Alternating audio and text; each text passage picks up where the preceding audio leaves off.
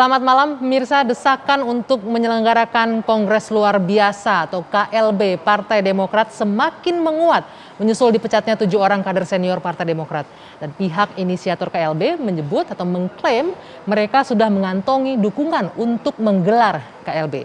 Sementara itu pihak pengurus Partai Demokrat di bawah kepemimpinan Agus Harimurti Yudhoyono menyebutkan sampai detik ini internal Partai Demokrat solid mendukung AHY untuk memimpin Demokrat. Lalu apa sebenarnya yang terjadi di internal Partai Demokrat sehingga muncul friksi, muncul keretakan di internal partai? Benarkah kepemimpinan AHY menuai ketidakpuasan kader? Ini yang akan kami bahas malam hari ini di dua sisi dengan sejumlah narasumber yang sudah hadir. Tapi sebelumnya kami tampilkan terlebih dahulu tayangan berikut ini. Selamat menyaksikan.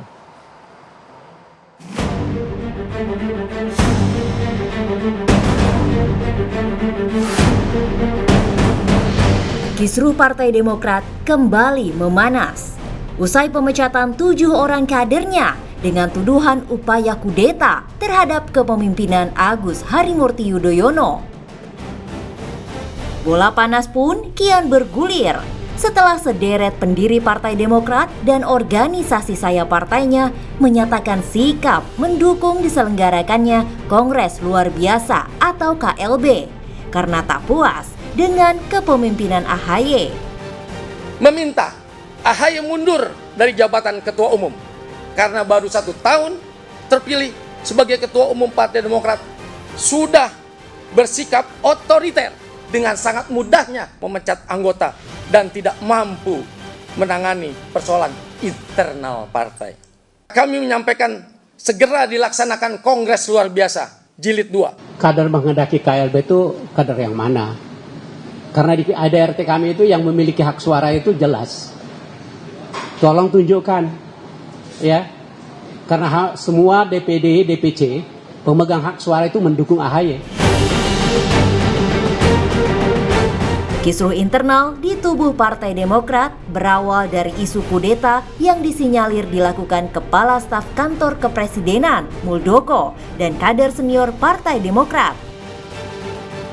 Isu kudeta ini menguat hingga akhirnya Ketua Majelis Tinggi Partai Demokrat Susilo Bambang Yudhoyono turun gunung.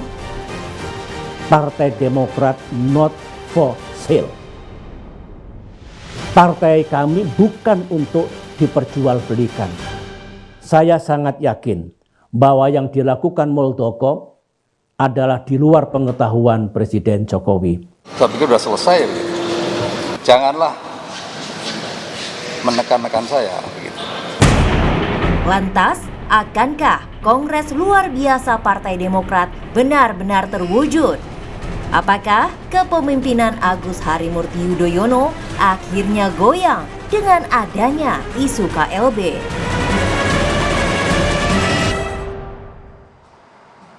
Ya, yang menjadi pertanyaan besar sekarang apakah benar KLB akan digelar dalam waktu dekat? Nanti kita akan coba cari tahu. Dan kemudian tadi yang menarik pernyataan dari salah seorang ketua barisan masa Demokrat yang menyebutkan 1 tahun kepemimpinan Agus Harimurti Yudhoyono sudah menunjukkan sikap otoriter. Saya akan berbincang dengan sejumlah narsum. Saya akan perkenalkan terlebih dahulu. Di sebelah kiri saya ada Mas Herzaki Mahendra Putra, Ketua Badan Komunikasi Strategis Partai Demokrat. Selamat malam. Iya, malam Bang Gia. Dan di sebelah sana ada Mas Adi Praitno, pengamat politik. Selamat malam. Selamat malam Bang Gia. Ya. Di sebelah kanan saya ada Bang Ruhut Sitompul. Ini mantan politisi Partai Demokrat. Saya memperkenalkan ya. Selamat malam. Selamat malam. Dan di ujung sebelah kanan ada Bang Kodari, pengamat politik. Selamat malam. Selamat malam. Terima kasih Bapak-bapak. Waalaikumsalam. Sudah hadir di sini. Saya langsung ke Mas Herzaki terlebih dahulu. Tadi disebutkan dengan jelas yang menjadi ketidakpuasan dari kader salah satunya adalah setahun memimpin Demokrat, Agus Harimurti Yudhoyono dinilai otoriter. Apakah ini benar yang menjadi pemicu salah satu keretakan? Sudah pasti bukan ya Mbak. Ini hanya alasan yang mengada-ngada aja karena jelas sekali sejak awal ini bukan versi internal. Ini jelas-jelas ada intervensi dari oknum kekuasaan berdasarkan kesaksian sejumlah kader kami, pemilik suara sah, ketua-ketua DPC, ketua-ketua DPD yang diajak bertemu langsung dengan tadi oknum kekuasaan tadi gitu. Ini mesti digarisbawahi. Jadi ini bukan friksi internal, ya. Kalau itu satu.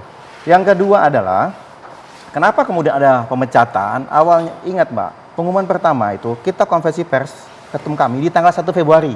Itu pun setelah berhari-hari kita mengumpulkan data dan fakta, kesaksian dari para ketua DPC dan DPD yang diajak bertemu tadi dengan oknum kekuasaan yang bekerja sama dengan mantan kader kami yang sudah dipecat gitu. Dan itu butuh waktu tanggal 26 Februari, dalam waktu sebulan, ada mekanisme yang cukup panjang. Jadi ada proses mekanisme sesuai dengan ADART Partai Demokrat ya, mengenai pemecatan ini gitu loh. Ya, diproses di Dewan Kehormatan. Kemudian ada desakan yang luar biasa dari kader-kader kami, terutama ketua-ketua DPD dan DPC yang disampaikan melalui mereka, bahwa mereka merasa nggak nyaman nih dengan kader-kader mantan-mantan kader ini karena kerjaannya hampir setiap hari nelponin ketua DPC, DPD mengancam kalau Anda tidak ikut KLB, Anda nanti akan di PAW kalau anggota dewan atau akan di PLT. Oke, sayang Nah, sekali ini yang membuat pernyataannya nyaman Mas gitu Herzaki loh. ini saya nggak bisa konfirmasi karena kita mau sampaikan dulu, kita sudah mengundang para inisiator KLB Partai Demokrat. Namun semuanya last minute di menit-menit terakhir tadi membatalkan untuk hadir di sini dengan alasan dalam perjalanan menuju keluar kota, kita nggak tahu kemana itu. Nanti mungkin ada yang tahu di sini bisa menjelaskan. Nah, sebelum kita lanjutkan, karena ini saya nggak bisa konfirmasi pertanyaan Mas Herzaki bahwa ada pertemuan segala macam. Nah, saya ingin menghadirkan beberapa kutipan pernyataan dari Johnny Allen Marbun yang merupakan salah satu inisiator Kongres Luar Biasa Partai Demokrat. Bisa kita saksikan bersama di belakang saya.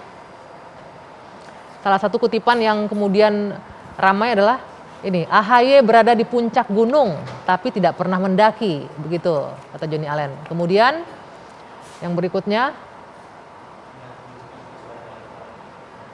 ya ini dia, demi Tuhan SBY tidak berkeringat dan berdarah-darah. Nah itu yang disampaikan. Ini ada dua hal ini ya, AHY itu tidak mendaki tapi sampai di puncak gunung. Nah bagaimana Anda menanggapinya, Ketua Umum Anda? Gimana ceritanya? Ini Bang Johnny Allen ini emang pinter buat istilah yang tidak jelas tapi ya, yang istilahnya itu hanya mengada-ngada aja, membuat sensasi aja. Karena jelas kalau kita bicara AHY itu, kita masih ingat Mbak, dia datang di kala 2016 Pilkada Jakarta di saat Demokrat tidak punya figur lagi yang bisa dicalonkan. Kemudian dengan keberadaannya dia ada semangat baru, ada gairah baru bagi kader-kader kami maupun publik. Mohon maaf Mbak, dari 2016 sampai dengan 2020, nama satu-satunya kader Partai Demokrat yang masuk dalam berbagai survei, termasuk nanti mungkin Bang Kodari bisa bantu dan juga Bang Adi Prayitno bisa bantu, yang masuk ke dalam survei untuk calon presiden atau tokoh-tokoh nasional yang elektabilitasnya cukup tinggi. Hanya AHY. Hanya AHY. Ini gitu artinya loh. bisa dua sisi melihatnya. Hanya AHY calon tunggal artinya atau kaderisasi di internal Demokrat mandek, nggak jalan sehingga yang lain nggak bisa maju. Nggak juga Mbak, karena sebenarnya banyak, hanya kan kita kan tidak bisa membohongi publik. Survei ini kan hasil dari publik gitu. Ada banyak sebenarnya apa karena bukan Trust Cikes jadi nggak bisa. Enggak dong, karena memang kebetulan kelihatan sekali Mas AHY di saat Jakarta datang, di tengah mohon maaf nih, di tengah pemimpin-pemimpin yang lain usianya di atas 50, ya kan, ada Mas AHY yang kemudian waktu itu usianya di bawah 40 gitu, dan kemudian ternyata setelah setahun kepemimpinan Mas AHY sangat salah kok dibilang otoriter. Karena jelas selama setahun ini dalam pilkada Mbak, prosesnya itu dari DPC sampai pusat kembali lagi ke bawah diskusi. Kita diskusi dan demokratis, dan satu hal lagi saya pengen sampaikan juga bahwa kita tahu ada GPKPD ini Mbak, Gerakan Pengambilan Kepemimpinan Partai Demokrat.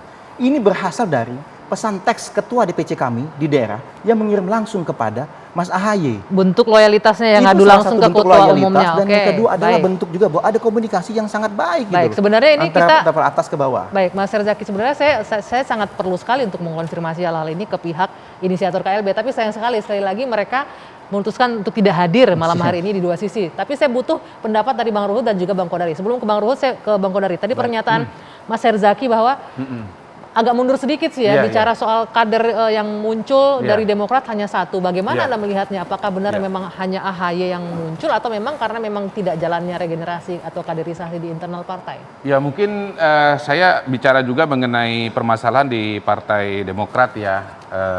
Saya kebetulan mengikuti dinamika politik Indonesia ini termasuk soal Partai Demokrat dari awal-awal berdiri begitu. Dan kalau dirangkum sebetulnya ada 3 masalah barangkali yang dipersoalkan ya, minimal yang pro KLB. Pertama soal Partai Demokrat ini apakah jadi partai terbuka seperti dulu katanya dijanjikan atau menjadi partai keluarga begitu atau partai tertutup. Nah, kalau menurut Pak Marzuki Ali kan dulu janjinya partai terbuka gitu. Tapi kok sekarang jadi partai keluarga? Sebetulnya partai keluarga itu sih nggak masalah. kalau legitimasinya kuat begitu. Tapi kalau legitimasinya dirasakan tidak kuat, lalu kemudian timbul pertanyaan. Menurut Anda AHY sekarang tidak punya legitimasi yang kuat? Nah, memimpin saya akan partai? nyampe kepada poin berikutnya ya. Saya menyebut soal itu sebagai persoalan masa lalu, begitu ya.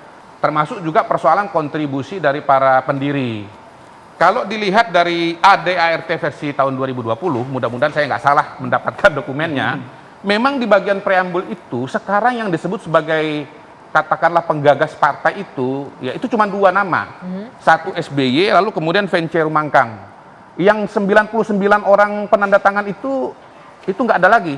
Bang Ruth ikut tanda tangan nggak? Nggak ya, waktu itu Bang di Golkar ya? Oke, nggak ada disebut begitu. Nah, yang kedua adalah persoalan kekinian ya. Jadi bagaimana misalnya katanya ada iuran dari fraksi ke pusat, katakanlah begitu. Saya tidak mengatakan ini benar atau salah ya, karena ini kan urusan di internal Partai Demokrat. Ini merangkum saja apa yang disampaikan oleh yang pro KLB. Kemudian ada soal pilkada, katanya setor ke pusat, lalu kemudian 50% mau dikembalikan lagi kepada calon, tapi ternyata tidak kembali begitu. Lalu, nah ini nomor 3 nih, soal masa depan Partai Demokrat, ini mau kemana begitu? Apakah naik atau terus turun ya? Apakah akan sunrise atau sunset begitu. Nah, pada titik inilah saya melihat sebagian ya Dinda Herzakia itu tidak yakin dengan kepemimpinan pada saat ini. Kita tahu tahun 2004 pertama kali ikut pemilu Demokrat dapat 7,5%. 2009 itu puncaknya menang 20% 2014 turun hilang 10% ya. 2019 turun lagi menjadi 19% begitu. Nah, Pak SBY jadi ketua umum itu tahun 2013. Ya, tahun 2014 ada hasil, lalu 2015 menjadi ketua umum lagi. Mas AHY jadi ketua Kogasma. Pemilu 2019 kemudian turun lagi begitu. Nah, lalu kemudian sekarang ini keluar survei-survei misalnya dari Mas Adi ya, tolong dikoreksi kalau salah ya.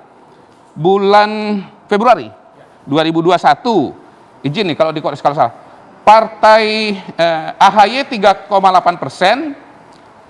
kemudian Demokrat 6%. Lalu Lembaga Survei Indonesia Januari 2001, AHY 4,8%, Demokrat 5,4%. Lalu Vox Populi, Demokrat 5,1%, AHY 4,3%. Poinnya adalah begini, Partai Demokrat ini kalau dipimpin AHY kan besar gitu loh. Seperti SBY dulu begitu.